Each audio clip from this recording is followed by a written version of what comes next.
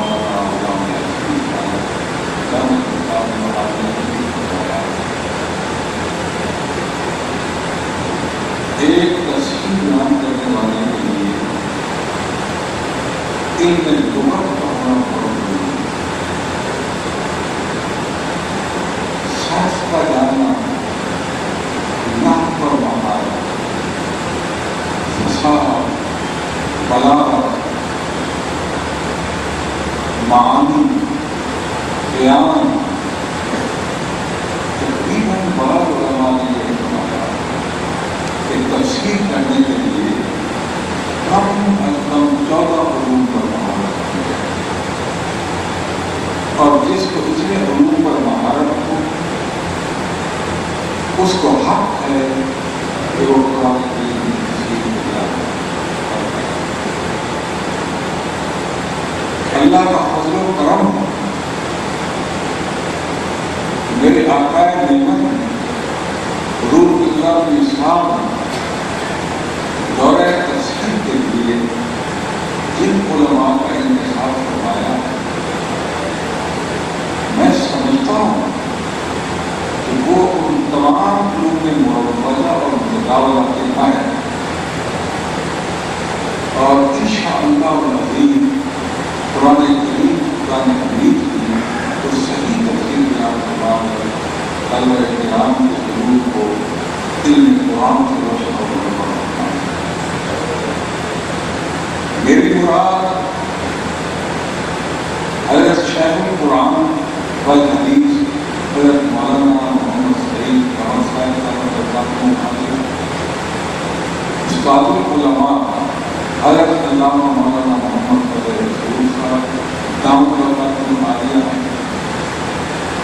انشاءاللہ العظیم یہ میرے یقین کے مطابق یہ ضرور اور ضرور صحیح طور پر میں اتنا عرض کرنا چاہوں گا کہ تین چیزوں کو ذہن میں رکھنا چاہیے۔ ایک تفسیر کیا ہے، اور دوسری چیز تعلیم، اور تیسری تعلیم۔ علماء تشریف فرما ہے، مسئلہ تدریس کے شہنشاہ تشریف فرما ہے، تفسیر فصلوں سے مشتق ہے، تفسیر یہ فصلوں سے مشتق ہے، اور اس کا معنی ہے کھولنا۔ تفسیر کا معنی لغت کے اندر علماء نے جو بیان فرمایا وہ کھولنا ہے، اور مفسرین کی اصطلاح میں قرآن کریم فرقان حمید کے وہ اخبار کہ جن میں عقل کو دخل نہ ہو، قرآن کریم فرقان حمید کے وہ اخبار کہ جن میں عقل کو دخل نہ ہو اور صرف نقل کی ضرورت۔ مسئلہ ناسخ اور منسوخ کا علم ہے، اس میں ہر چیز عقل کو دخل نہیں، اور اسی طرح آیات مبارکہ ہے قرآن پاک یا سورۃ مبارکہ، ان کا شان مرور ہے، ان میں عقل کو دخل نہیں۔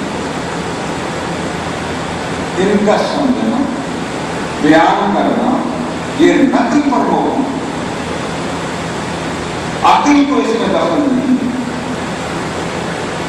اس کو علماء نے فرمایا کہ وہ تفسیر، اور پھر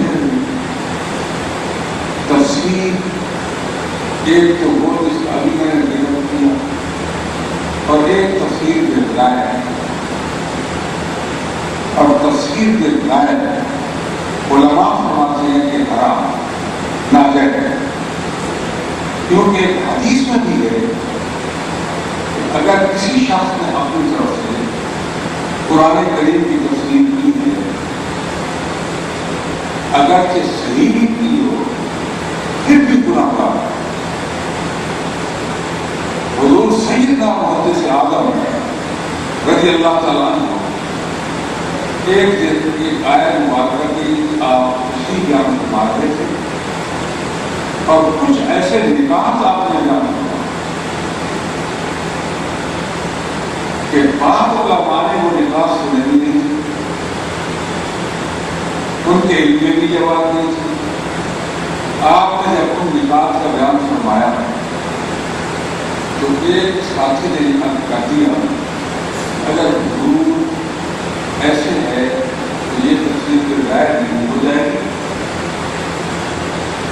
آپ نے فوراً فرمایا کہ تفسیر بالرائے اس وقت ہوگی جب کتاب و سنت اور شریعت کے خلاف ہے. اگر کتاب و سنت کے خلاف نہیں ہے، شریعت مطالعہ کے خلاف نہیں ہے، تو ہمیشہ علماء کرام نے اپنے قوت علمی کے ساتھ انہوں نے ہمیشہ قرآن پاک سے نکال جانا ہمارا اصول ہے. ان اصولوں کے مطابق اگر کوئی نکال کا اختلاف کرتا ہے اور بیان کرتا ہے تو تفسیر کردار نہیں کہلائے گی. ہمارا تفسیر کردار نہیں. تفسیر کے رائے وہ ہوگی جو اصول کے خلاف شریعت اس کی اجازت دیتی ہو اور پھر وہ اپنی عقل سے کر دے. یہ تو فرمایا کہ اگر صحیح کی ہے تو گناہگار ہوگا. اس لیے ہے کہ ہر شخص کا یہ کام نہیں ہے. اگر یہ اجازت دے دی جائے تو دروازہ کہہ کر کھل جائے گا کہ غلطی اس کے اندر موجود ہو جائے گی. اس کا مقصد یہ ہے. اور دوسری چیز تعمیر کے علاوہ تعمیر کا معنی اصل میں رجوع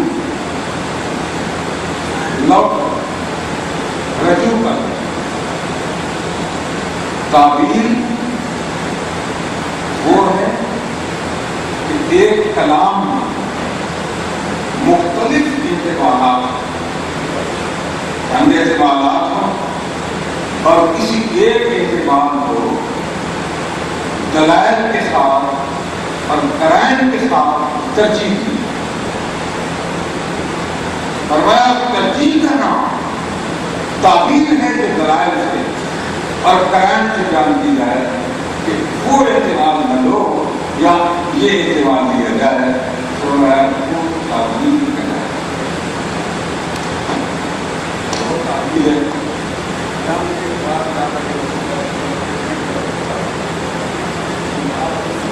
کبیر والا ایک شہر ہے خانے وہاں ان یامن کا ایک بہت بڑا دارالعلوم اور اس کا بانی شیخ الحدیث وہ مولوی عبدالخالق تھا. جان چھوڑ عبدالخالق نام تھا. یہ دارالعلوم دیوبند میں کچھ عرصے تک چلا اور ان میں یہ بڑا مشہور تھا کہ بڑا مدرس ہے، بڑا منطقی ہے، بڑا فقیہ ہے، بڑا محدث ہے. اتفاق کی بات کہ ہمارے گاؤں اس کا ایک شاگرد تھا اور گرمیوں کا موسم تھا. وہ اس کی دعوت پر وہاں آیا ہوا تھا اور آگے کلام تھی. اس پر وہ چرپائیں ڈال کر علاقے کے تمام جامعہ وہ اکٹھے ہو گئے. میں تازہ حضور سیدنا محدث اعظم رضی اللہ عنہ کے قدموں سے گیا. جب میں وہاں گیا میں عمر تھا، جوانی تھی، تو وہ پورا گھر کے سامنے بیٹھا تھا. میں نے کہا چلو میں چلوں گا سے میں دیکھوں تو یہ کتنا منفی ہے اور کس طرح یہ مدرس ہے اور کتنا بڑا عالم ہے. ایسا چلتے چلتے میں بھی وہاں پہنچ اور جب میں بیٹھا تو اس نے مجھے دیکھا تو کہنے لگا کہ آپ کہاں سے پڑھے ہوئے. یہ اس کے علاوہ میں نے سیدنا حضور محدث اعظم کا نام اس میں گرامی دے دی. اس نے یہ کہا کہ وہ تو تمام دیوبندیوں کو کافر کہتے ہیں، کیا تم بھی تمام دیوبندیوں کو کافر کہتے ہیں؟ یہ اس نے پوچھا. میں نے کہا کہ آپ کو کسی نے غلط بتایا. نہ وہ دیوبندیوں کو صرف کافر کہتے ہیں نہ میں کہتا ہوں. آپ ان کو کافر کہتے ہیں جو حضور کے گستاخ. اگر تو گستاخ ہو تو میں نے یہ کہا تو اس نے یہ کہا کہ وہ عبارات جن کو حضرت مولانا محمد صدار کفریہ کہتے ہیں، وہ عبارات کفریہ ہے. کیا ان عبارات کی تعبیرات آپ نے حضرت مدنی کی شام الخان کے پڑھی ہیں؟ یہ اس نے میں بھی حضور کی طرف سے گیا ہوا تھا. میں نے اس بات کا جواب نہیں دیا کہ میں نے پڑھی. میں نے کہا مجھے یہ بتاؤ کہ آپ نے شام الخان پڑھی ہے؟ یہ بتاؤ کہ آپ نے شام الخان پڑھی ہے؟ تو جبا مطلب کا پہنے والوں کو بیٹھا تھا کودو اور کہنے لگا ہم تو سب دن پڑھاتے ہیں اور طلبا کو بتاتے ہیں کہ اس میں وہ معنی نہ لیا جائے بلکہ یہ مطلب لیا جائے جو مدنی صاحب ان کے نبی کو مدنی اس نے بیان کیا. میں نے کہا اگر آپ نے شام الخان پڑھی ہے تو کیا اس میں کہیں آپ کو یہ نظر آیا ہے کہ حضور کی توہین کو درکنار ایسا کوئی لفظ ایسی عبارت کہ جس میں فام مطلب ہو اور اعتماد توہین وہ بھی کفر؟ شاید خاطر میں نے آج بھی کہا کہ اعتماد توہین اگر موجود ہے تو وہ کفر ہے، تو پھر وہ کفر. اور کہنے لگا الحمدللہ اس کے لفظ ہے کہ آل حق جو من کا یہ لیا گیا. اپنے آپ کو حق کی کہا اور یہ کہا کہ یہی ہوتا کیا ہے. پھر میں نے اسے کہا کہ وہ واقعی تعبیرات عمدہ ہیں جو شراب خاتے میں کی گئی. کہا بڑی بہتر بہت اچھی. میں نے اچھا بتاؤ تعبیر کی ضرورت کیوں پڑی؟ آپ جو کہتے ہو تعبیرات یہ تعبیریں ہیں اس کی ضرورت کیوں پڑی؟ اگر ان عبادات میں توحید کا اعتماد نہیں تھا تو تعبیر کس کی؟ تعبیر تو ہوتی وہاں ہے کہ جہاں چند اعتمادات موجود اور ان میں سے ایک اعتماد کو دینے کا نام تعبیر ہے. مگر تعبیر کرنے کے بعد علماء کرام تشریف فرما وہ اعتماد باقی رہتے ہیں. یعنی ہو سکتا ہے کہ ایک کے خیال میں وہ ترتیب جو وہ بیان کر رہا ہے وہ صحیح نہ ہو اور یہی بات جو ہوتی ہے اندر موجود ہے. یقین فرماؤ یہ تو ایسے ہے ایک شخص نے گدھا گدھی اور بھینس خریدی اور رات کا وقت تھا. اتفاق سے وہ گدھی کا بچہ بھینس کو لگا دیا اور بھینس کا بچہ گدھی کے ساتھ بیٹھ گیا.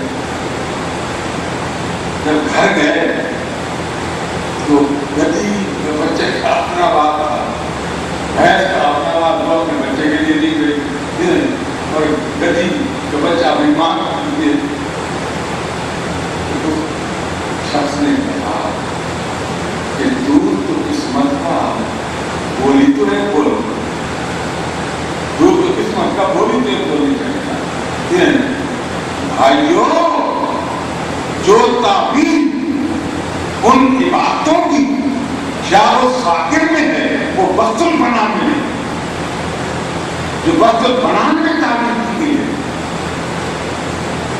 اس میں یہ لکھا کہ جو شعر و ساکر میں ہے اگر یہ مان لیا جائے ایسے ہی میں بیٹھا بالکل ایمان میں ہے تو واقعی کو ہو جائے. اور شعر و ساکر والا کہتا ہے اگر پڑھ دیا جائے احتمال کہ جو وقت البنان میں ہے تو واقعی یہ تعبیر نہیں بنے گی. معلوم ہوتا ہے کہ پھر بھی اعتمادات موجود ہوتے ہیں اور جب اعتماد موجود ہے تو میں نے اس سے یہ کہا کہ ہم تو ان عبارات کو صحیح کفر جانتے ہیں، صراحتاً میں نبی پاک کی گستاخی اور تمہارے نزدیک گستاخی کا اعتماد ہونے کی بنا پر شاہ الفاقر کے مسئلے سے وہ کافر ہو. میں نے یہ کہا میں رب الجلال کی قسم کھا کر کہتا ہوں مسجد میں بیٹھا ہوں سچے میں آ رہا ہوں نمبر کا صدر کا دوران کا سچے میں آ گیا اور تھوڑی دیر خاموش ہونے کے بعد مجھے کہتا ہے مجھے آپ سے مل کر بڑی خوشی ہوئی. میرا ٹکٹ مل گیا کیا رہا ہے. میں نے گاڑی کو پکڑنا ہے اور وہ گاڑی کی طرف نہیں گیا وہ اپنے شکر کے اندر بھاگ گیا. پھر وہ بات تعلیم نہیں. بات یہ ہے کہ تعلیم وہاں ہوگی جہاں چند احتمالات اور ایک احتمال کو ترجیح اگر دی جائے قرائن کے ساتھ دلائل کے ساتھ تو وہ تعلیم ہے. اور تیسری چیز ہے تعلیم. تعلیم وہ ہوتی ہے کہ کلام والے کی منشا مراد اور مقصد کے خلاف ماننا. کلام کرنے والے کی منشا مراد اور مقصد کے منافی وہ تعلیم ہے. اور تعلیم دو قسم کی ہے, لفظی اور معنوی. لفظی تعلیم یہ ہے کہ عبارت کو تبدیل کر دیا, الفاظ کو تبدیل کر دیا, جس طرح کہ تورات میں اور انجیل میں عیسائیوں نے اور یہودیوں نے تعلیم کی ہے, انہوں نے عبارات کو بدل دیا ہے, ان الفاظ کو تبدیل کر دیا ہے. چاہے تعلیم لفظی ہو یا معنوی ہو. معنوی ہے الفاظ میں تو رد و بدل نہ کیا جائے, عبارات کو تو نہ بدلا جائے, مگر معنی وہ لے لیا جائے جو کسی نے لیے ہی نہ ہو اور اپنے مقصد کا مان نکال دینا, یہ تعلیم معنوی. میں یہ بھی غلط ہے. اور فرمایا دونوں قسم کی تعلیم, چاہے لفظی ہو یا معنوی, فرمایا دونوں حرام ہو. حرام اور کفر. تو یہ باتیں تفصیل کے ساتھ انشاءاللہ کل سے جن اساتذہ کرام کا میں ذکر کر رہا ہوں وہ یقیناً اپنے طلباء کے سامنے بیان کروائیں گے اور ان کو سمجھائیں گے, بتائیں گے. میں صرف اشارہ کر سکتا ہوں کہ تفسیر کے مراتب ہیں. تفسیر القرآن بالقرآن,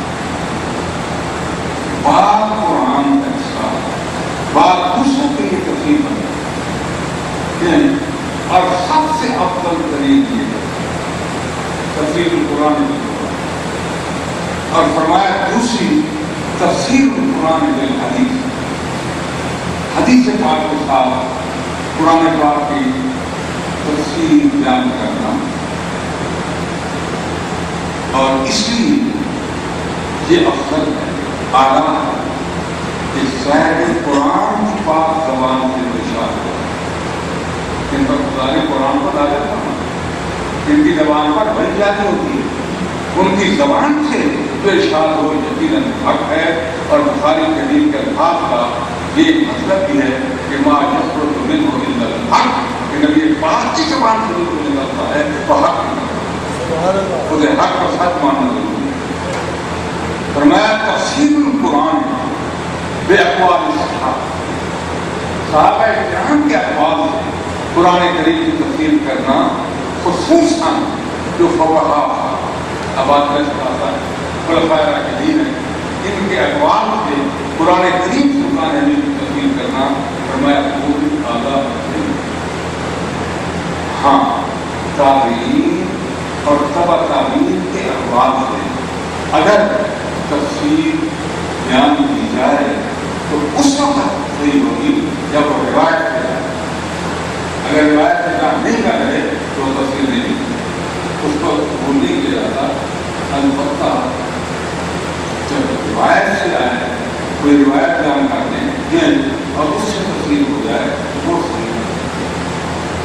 دورہ تفسیر کا باقاعدہ آپ دیکھیں کہ دارالعلوم کی جامع محمد عالم کی, اگر میں ذکر نقل کرنا ضروری اور یہ صحیح نہیں, آپ نے میرے برادر نے لکھا حضرت اللہ الحاج الحافظ محمد شفیع صاحب دامت اللہ علیہ, جو حضور اعلیٰ حضرت حضور سیدنا محمد سے آمد آقا نعمت کے وقت سے آپ کے ساتھ اس وقت وہ ابھی آپ کو بتا رہے تھے کہ 3 سال کا کم ہو 3 سال کا ایک میں آیا 3 سال کا ایک اس سے پہلے جب کسی نے اگر یہ جگہ دیکھی ہوگی تو زری کھیت تھا زری کھیت تھا اور آج جنت کا باغ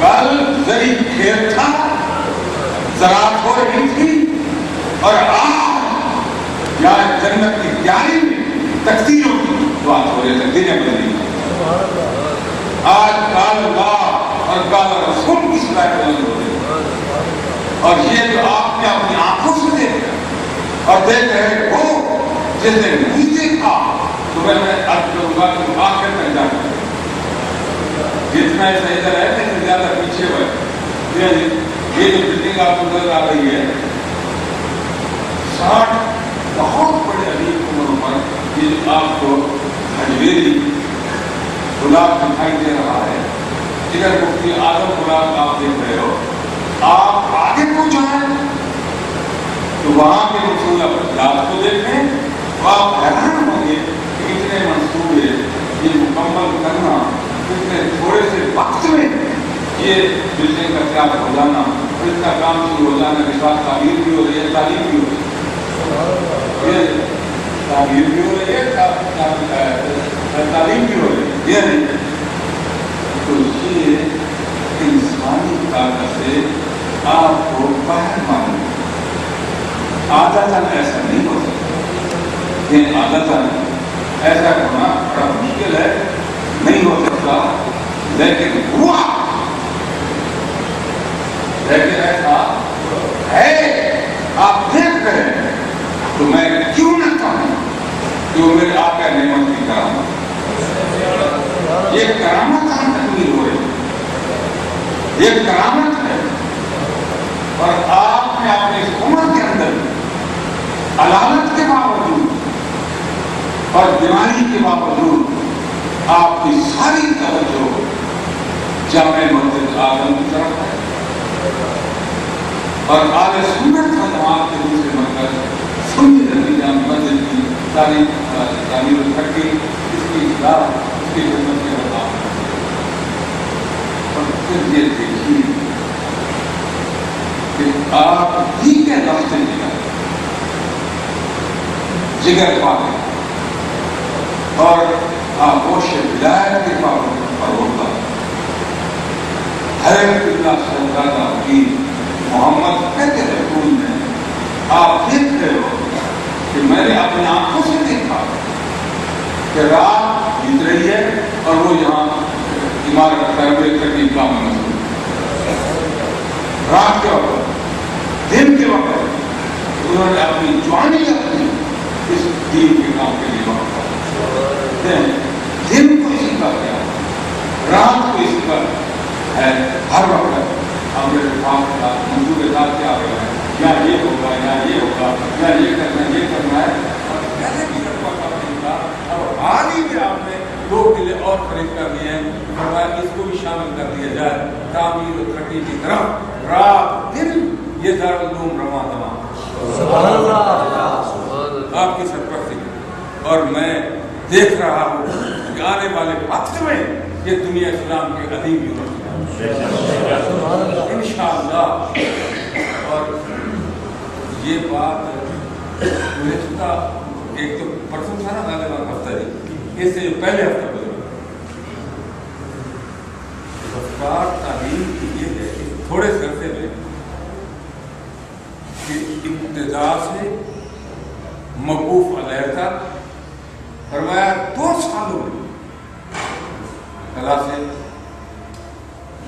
لگتی رہی موقوف علیہ تک تعلیم جاری رہی اور اس سال اب یہ ختم نہیں ہوا تعلیمی طور پر کالج ختم ہو گیا سر آپ جیسے کہہ رہے تھے مان لیتا ہوں ابھی ہے جاری ابھی تو رجب المرجب ہے ٹھیک ہے شعبان ہو گیا ٹھیک ہے آج دوسری کی تیسری ہے تو اس پہلی طرح کی اچھا تو آپ نے دورہ حدیث شریف کا اہتمام اب ابتدا سے لے کر گویا اس سال تھوڑے سے دورہ حدیث کا جو گزشتہ ہفتے کو یہاں اختتام پذیر ہوا اور بخاری شریف ختم کی گئی، اور وہ 2 دن کا وقفہ گزرا ہے کہ درمیان میں عرس حضرت محدث اعظم رضی اللہ تعالیٰ کا آ گیا اور رات عرس ختم ہوا ہے، آج پھر دورہ تفسیر شروع ہوا۔